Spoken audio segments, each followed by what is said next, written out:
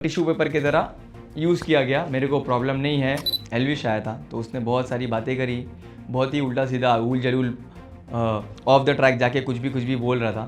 फैसल बहुत डिसेंट तरीके से एक गुड बॉय के हिसाब से उसने जवाब दिया। मैं यही कहना चाहता हूँ कि मेरे उस 30 सेकंड के कंटेंट की वजह से आज मैं इस मुकाम पे हूँ और आप लोग मुझे बुलाए हो, मैं आप लोग के पास गया नहीं हूँ। ठीक है, पहली बात तो ये सब करना टारगेट कर रहे थे।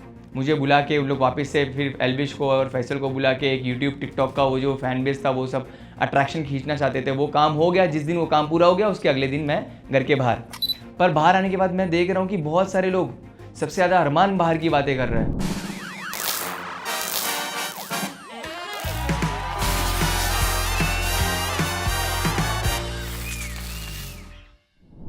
Hi everyone, this is your host Riya and today we have with us Adnan Sheikh. Welcome to Instant Bollywood. Thank you. And Adnan, everyone saw that आपकी eviction voting के आधार पर नहीं बल्कि एक survival task की वजह से हुई थी. So do you think it was unfair for you?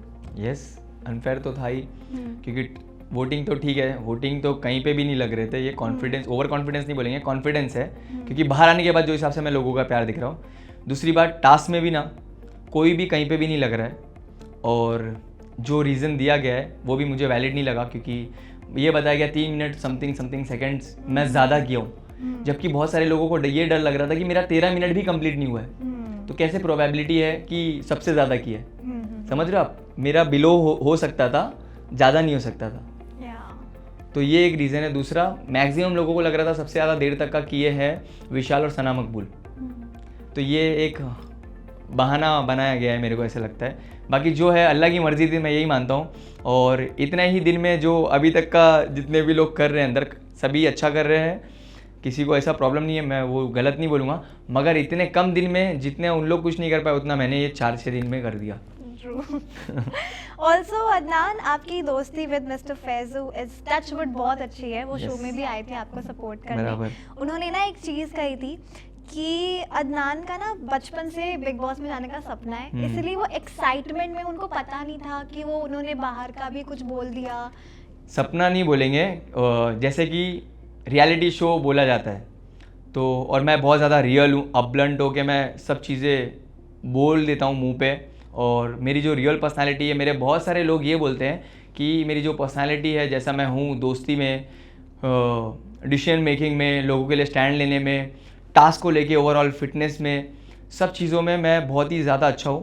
तो जब ये ऐसे टाइप के शो में आऊँगा, ऐसे रियलिटी शो में आऊँगा तो लोग मुझे बहुत ज़्यादा पसंद करेंगे।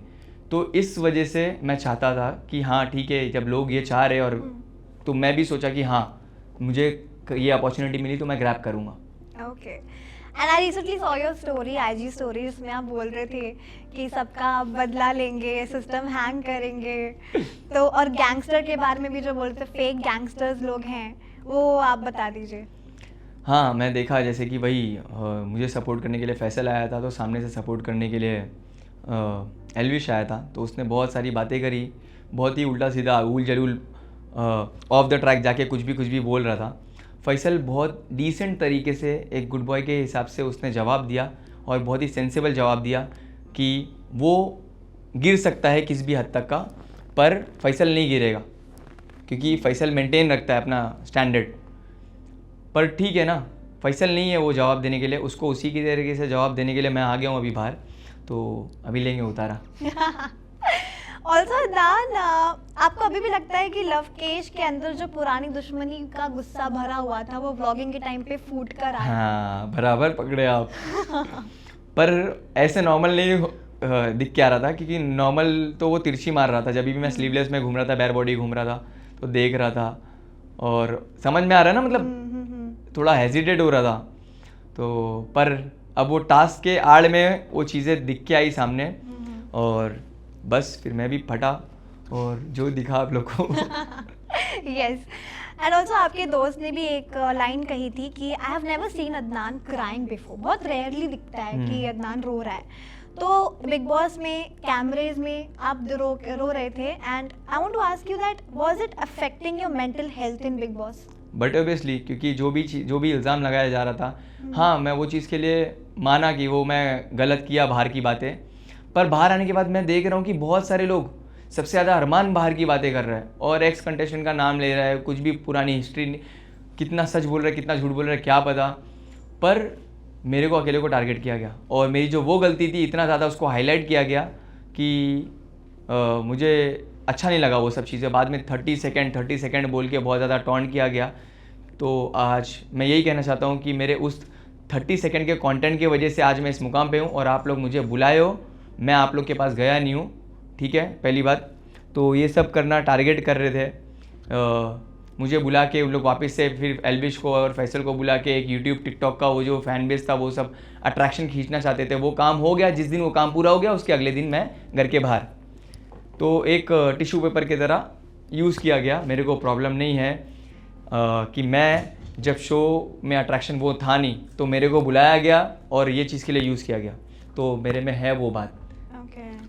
ऑल्सो एल्विश ने सीजन में कहा था कि सीजन कितने भी हो किससे राव साहब के होंगे, लोग ये कहते हैं कि ये आपके लिए एक टॉन्ट था उन्होंने जो दिया था। अरे बोलने दो, वही तो बोल रहा हूँ, अभी वो उसका मुंह है वो तो बोलते ही रहेगा कुछ भी।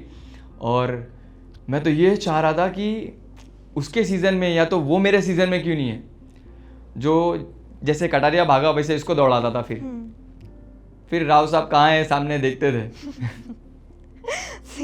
और आपकी पर्सनल बातों पर भी अरमान मलिक एक एपिसोड था जहाँ पे अरमान मलिक कृतिका को बोल रहे थे कि मैंने अदनान को रोडों पर देखा है पीटते हुए। पीठ पीछे वही बोलता है जिसके सामने फटती है, तो अभी सामने बोला नहीं वो चीज़, सामने जो भी चीज़ बोला अपन ने जवाब दिया उसका वैसा, और बात उसकी होती है जिसमें कोई बात होती है। तो और वो फ़ैन जैसा आया था मिलने में, उसकी क्या बात लूँ सीरियसली, एज अ फ़ैन आया था जब मैं बदनाम सॉन्ग के शूट के लिए गया था मेरे, तो ऐसे सब फ़ैन और हेटर्स लोग की मैं जवाब नहीं देना चाहूँगा। ऑल्सो साई केतन ने बहुत बार कहा है ये शो में कि सना मकबूल जो है वो नेजी को चारा डालती रहती हैं, वो लेते रहते हैं, तो आपको भी कहीं हद तक अभी भी यही लगता है? हाँ, कई हद तक का मैं सना को बोला भी हूँ और मुंह पे बोला हूँ सना को, और नेजी को भी बोला हूँ। ऐसा नहीं कि सना को नेजी को बोला हूँ और सना को नहीं बोला हूँ। मैं जो चीज़ सना के मुंह पे बोला हूँ वही चीज़ मैं नेजी को भी बताया हूँ कि भाई थोड़ा होशियार, पर दिल पिघल गया है भाई का। अरमान मलिक और विशाल का जब स्लैपिंग इंसिडेंट हुआ था तब आपने भी ये चीज़ इस किस्से को लेकर कही थी कि कृतिका को जब कॉम्प्लीमेंट्स पसंद ही नहीं है तो वो क्यों पूछती है कि मैं कैसी लग रही हूँ, कैसी लग रही हूँ। तो उसके ऊपर आपके क्या, आपने कृतिका को कभी कन्फ्रंट किया? कृतिका देखो, मैं लड़कियों को क्यों मुँह लगूँ, मैं अरमान को बोला हूँ पर ये चीज़ कृतिका को नहीं बोला, क्योंकि ये चीज़ मैं नहीं कर सकता। एक लड़की के साथ जाके फिर वो चीज़ें छेड़ना और झगड़े करना वो मेरा कप ऑफ टी नहीं है। मैं अरमान को जाके मुंह पे बोला कि ये चीज़ गलत थी, जो भी था हाथ नहीं छोड़ना चाहिए था।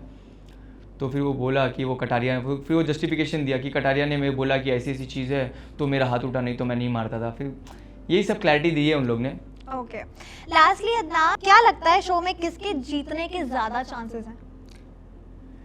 जीतने के चांसेस मेरे हिसाब से सना मकबूल के लग रहे हैं, और मुझे क्या लगता है, मैं किसको देखना चाहता हूँ कि जीते, तो वो है फर्स्ट नेजी, फिर सेकंड अगर नेजी नहीं तो कोई और अगर पूछेंगे तो विशाल। ओके, और ये एक रैपिड फायर है छोटा सा कि आपको शो में फेक कौन लगता है सबसे ज़्यादा? शो में सबसे ज़्यादा फेक अरमान मलिक। डबल ढोल की? शिवानी। चुगलखोर? शिवानी। एंड सामने एकदम मीठा पीछे एकदम तीखा? Armaan Malik. Okay. Well, thank you so much, Adnan. It was lovely meeting you. All the very best for your future. I'm sure अभी बहुत कुछ आने वाला है आपके प्लेट में. And all the very best. Thank you so much. Thank you so much. Hi, मैं हूँ अदनान शेख और आप मुझे देख रहे हो इंस्टेंट बॉलीवुड पे।